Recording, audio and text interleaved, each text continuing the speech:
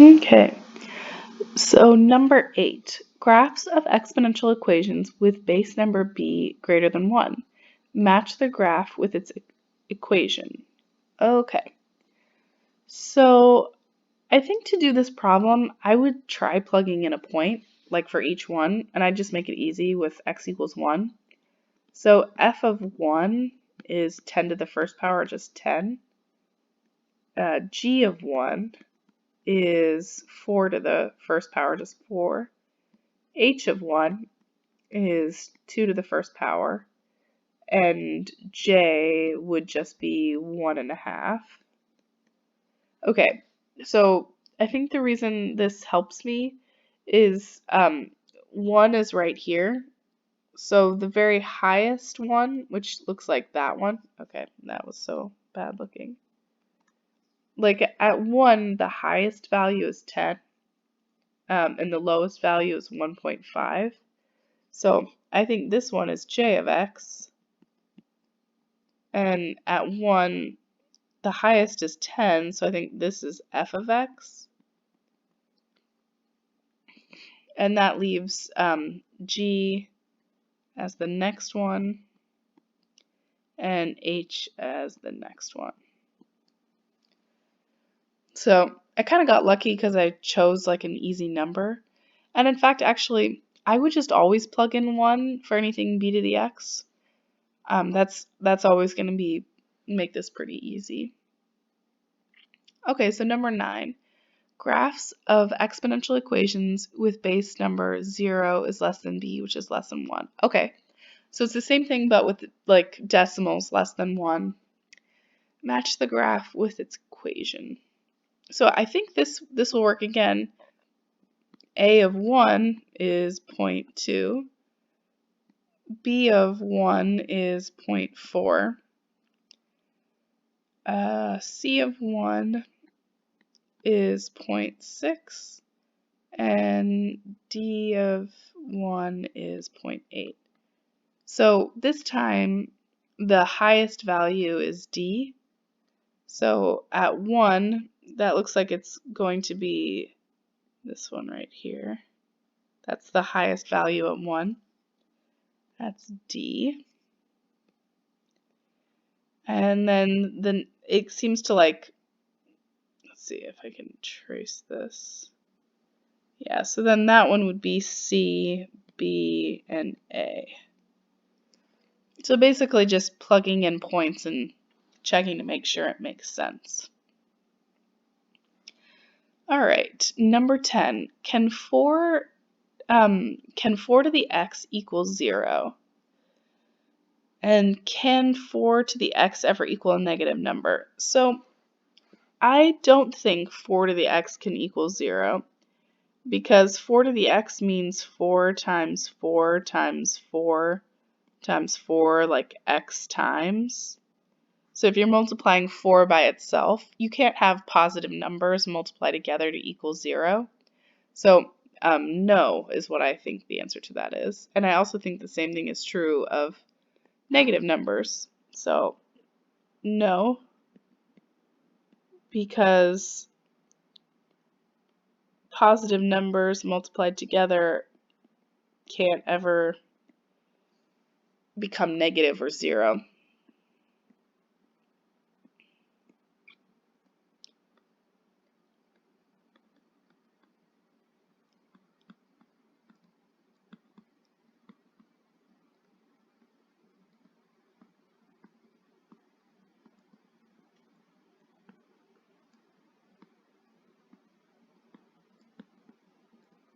Okay. Can 3 to the negative x equal 0? Can 3 to the negative x equal a negative number? So I might rewrite this as 1 over 3 to the x, or even better yet, 1/3 to the x power. Because, right, 1 to the x is just 1. It's always going to be 1, so I could rewrite it that way. And so I think that the answer is the same because 1/3 is positive. 1/3 times 1/3 times 1/3 times 1/3. It's never going to give you a negative number. It's definitely never going to give you 0. So no, same reason.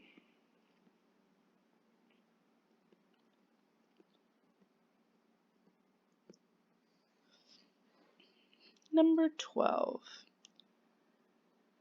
Okay, for solving equations, recall the one-to-one property for exponential functions. So the one-to-one property is this property right here that says that if you get a to the f of x equals a to the g of x power, then it has to be that f of x equals g of x. So let's see, an example of this, how I'm going to end up using this is, so I've got 4 to the 3x minus 1 times 4 equals 64. So on the left, I could combine that. You know, it's 4 to the first power, so that would be 4 to the 3x minus 1, but then plus 1 because I'm combining. And then 64, I'm thinking about this, 4 times 4 is 16, times another 4 I think is 64. Yep, so this is the same thing as 4 to the third. So because I have 4 to a power is equal to 4 to a power, then it must be true that 3x minus 1 plus 1 equals 3. Like the exponents actually have to be the same. So 3x equals 3 or x equals 1. Okay, let's do B. So 5 minus 3x times 5 to the negative 2x plus 17x times 25 to the negative x. Okay. This one is a little tough. So I think what I would do is I've got 5 to a negative 2x, but I also have 25 to the negative x, and I know 5 squared is equal to 25. So I might just start with that part.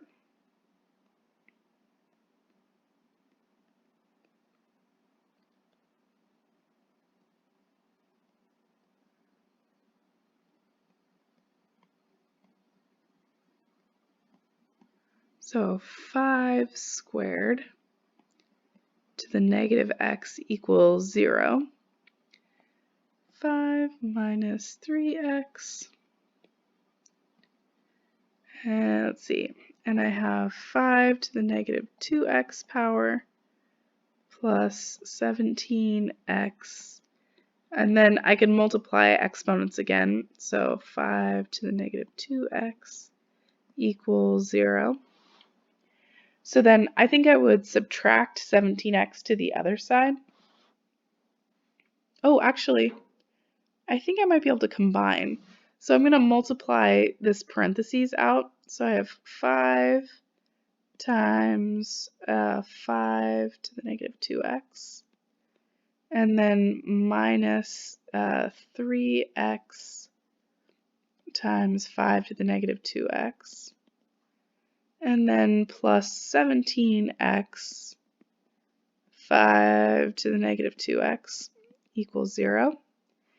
So this can be combined since it's all the same variables to the same powers. So I have minus 3x times 5 negative 2x plus 17x times 5 to the negative 2x. So I have negative 3 of them and I have positive 17. So let's see, 17, I think that's 14, net 14. I'm super tired. Let's just check on a calculator because I'm tired. Indeed, it is 14. Okay, so now I have 5 times 5 to the negative 2x, and then plus 14x times 5 to the negative 2x. Let's see, equals 0.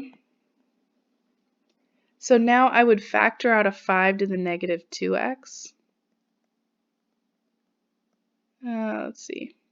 And that gives me 5 plus 14x equals 0. Okay, so actually, this is pretty cool because, well, since I have two things multiplied together equaling 0, I can set the 5 plus 14x equal to 0 and solve. And then I would subtract 5, so I get 14x equals negative 5.